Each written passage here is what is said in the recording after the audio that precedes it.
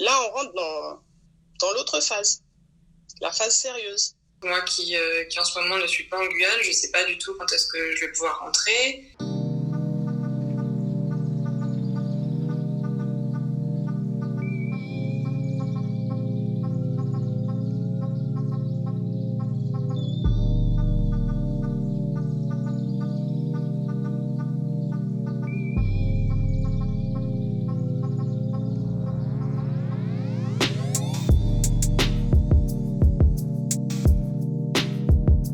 Là, on rentre dans l'autre phase, la phase sérieuse. On a fait tellement d'efforts déjà avant.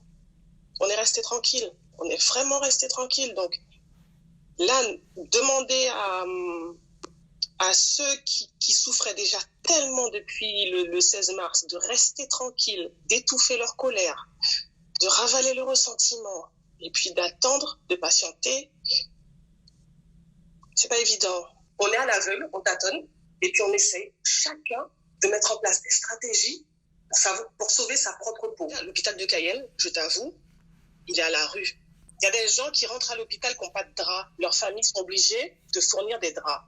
Pour l'instant, les gens sont dans la colère parce que, oui, pas assez de pays, pas assez d'équipements de protection, de sécurité, pas assez de masques, bien qu'on ait fabriqué des masques.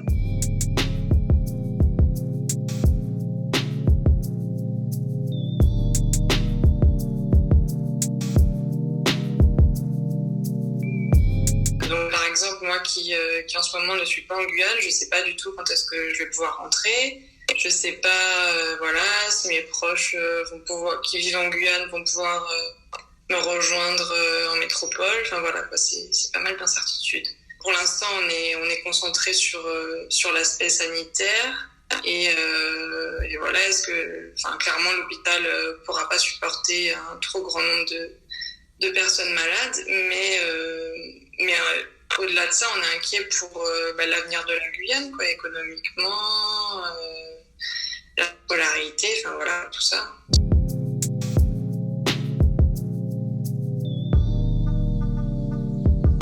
Moi, je suis retournée dans mon établissement scolaire il y a 10 jours. On a réussi à venir 2 jours. 2 jours à l'école.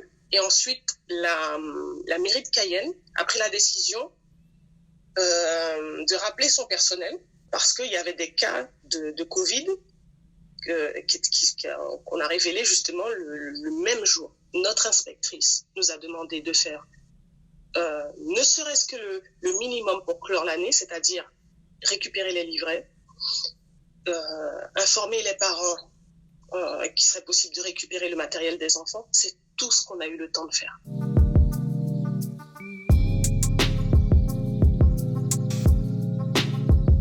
C'est pas reconfiné pour l'instant, mais la situation ressemble un petit peu quand même à du confinement dans la mesure où on peut pas sortir après une certaine heure, le week-end il faut rester chez soi.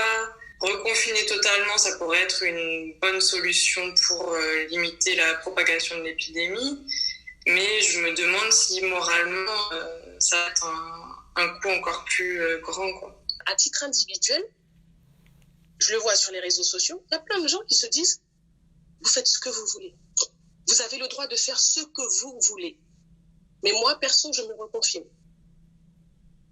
Et ça, t'as beaucoup de personnes qui pensent comme ça. Donc, on se reconfine quand même.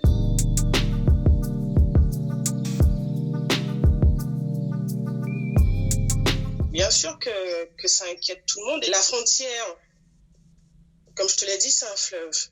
On aura beau la garder, on aura beau faire genre planter des petits drapeaux, ça reste un fleuve.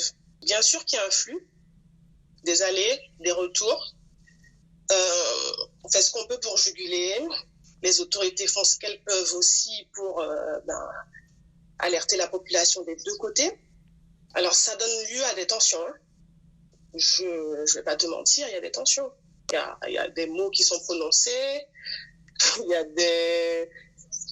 des choses qui sont dites, des messages qui circulent, mais c'est pas forcément sur ça que on a envie de se focaliser. On a surtout envie de se focaliser sur la façon dont c'est géré jour après jour ici, quoi.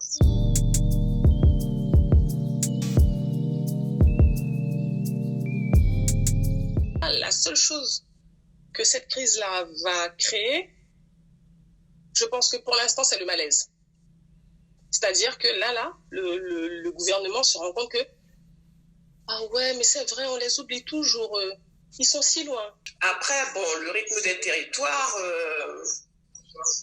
c'est pas ça que pense le gouvernement en temps normal, quoi. Les territoires sont à la périphérie. On est la banlieue de la banlieue de la banlieue. Donc, on a l'habitude que les décisions soient pas conformes à notre réalité. C'est habituel. La Guyane en temps normal, c'est plein de petits feux partout. Il y a plein d'urgences. Donc, quand tu es maire, tu es toujours en train d'éteindre par-ci, d'éteindre par-là, et puis de demander de l'eau à l'Hexagone, de demander la lance à incendie à 8000 km. Le temps qu'elle arrive, la lance à incendie pour éteindre les petits feux, on s'est déjà débrouillé avec l'eau du fleuve.